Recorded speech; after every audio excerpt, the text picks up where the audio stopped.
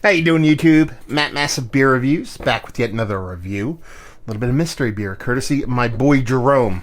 He's my boy. He's still my boy. I would give him a lot of guff because of how crappily wrapped these mystery beers are, but gotta love a little poke and fun, a little fuckduggery. Always a good thing. So mystery beers, if you don't know what they are beers that people wrap up, like so. And I open them, drink them, talk about them, all that fun stuff. Quite the fun endeavor. What does this look like? Pale ale. Pale ale?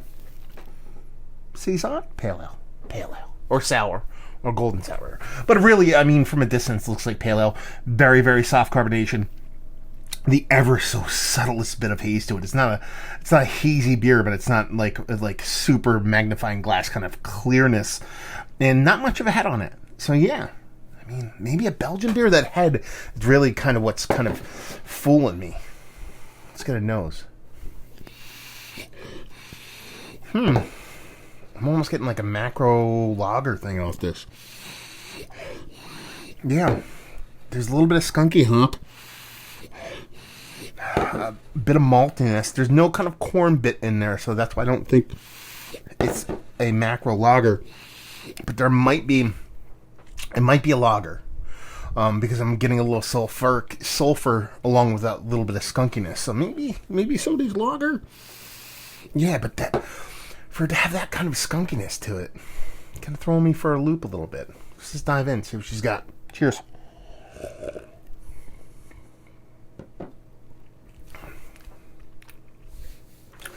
Wow, I can't believe how light struck this is, but not in a super negative way. I kind of dig it.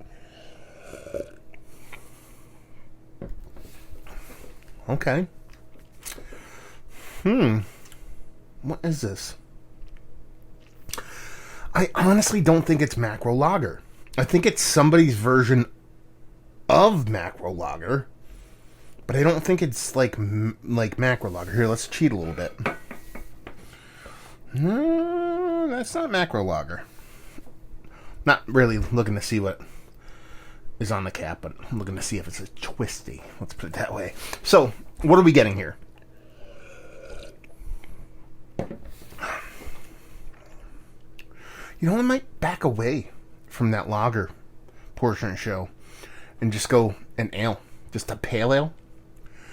A hopped up pale that's pretty decently light struck.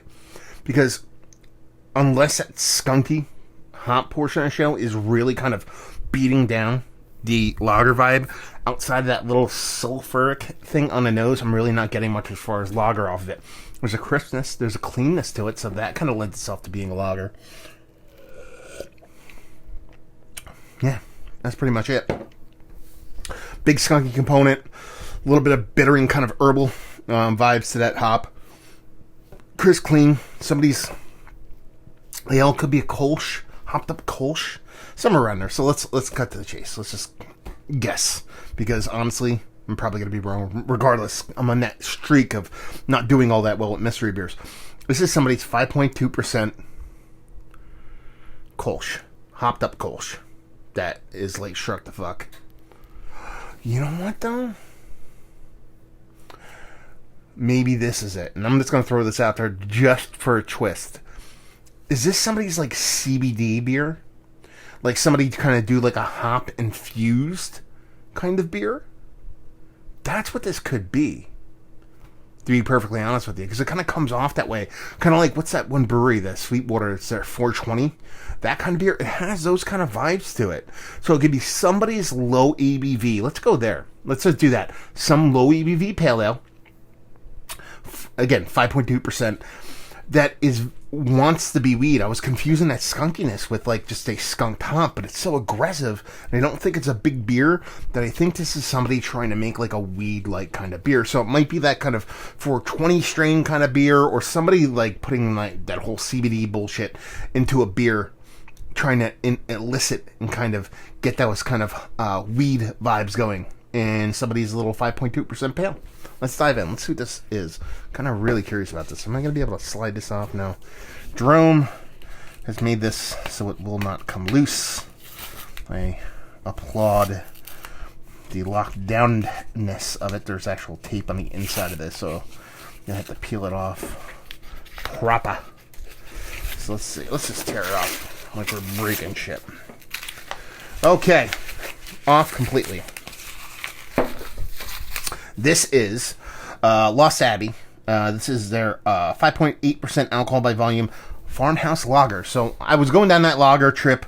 I decided to kick off of that. Our farmhouse style lager is a perfect companion for a meal or just after a long day of working in the garden, starting with the initial malt sweetness that fades into a firm yet subtle hop presence, finishing crisp and smooth thanks to lager yeast and cold maturation.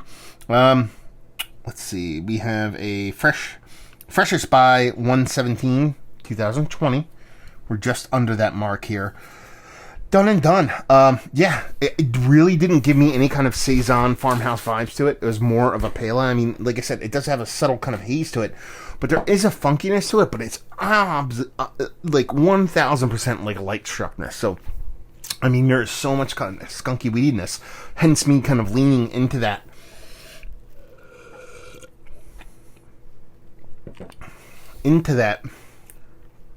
Kind of CBD, kind of weed strength kind of thing, that even though I'm off in the beer, what's the ABV? I said 5.2, 5.8, so, 6.6 off, so I'm okay with that.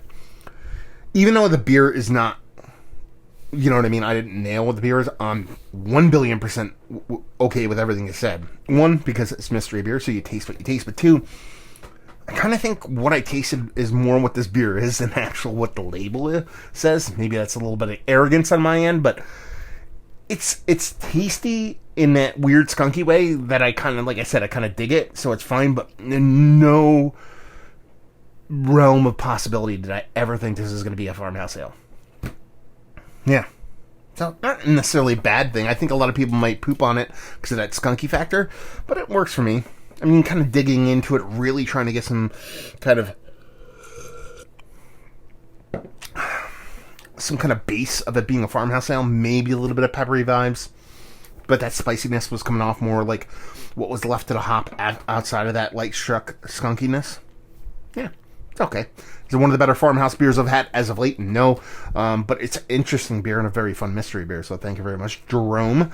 Value and availability, it's Lost Abbey. Typically, you can find their stuff relatively easily. I've never seen this on the shelf, but I'm not sure if I've really been looking in the kind of bottled farmhouse 12-ounce section. That's kind of weird. And I'll leave you with, if you like what we like this beer, if you like skunky beer that drinks more like a Kolsch and a lager than a farmhouse ale. I mean, they call it a farmhouse lager, so maybe I'm beating it up too much. But yeah, I mean, if you like clean, crisp beers with a skunky hop presence, again, some people dig it. I can get down with a little bit of skunkiness every now and then, and this will do you proper. So there you go, mystery beer in the books. Hopefully, you guys enjoyed it. If you did, mystery beers, the only way I can do them is with help from you guys. So you can shoot me an email, massivebeers@gmail.com. If you want to check me out doing the social media stuff, you just type Massive Beers into Google. If you want to see me doing the whole podcasting stuff, we talked to a couple dudes from Lost Abbey before. And you can go check out the podcast by typing in Beer Massive. And hopefully you guys enjoyed the mystery beer. Hopefully you're enjoying a little bit of farmhouse lager right now. And hopefully see you next time. Cheers.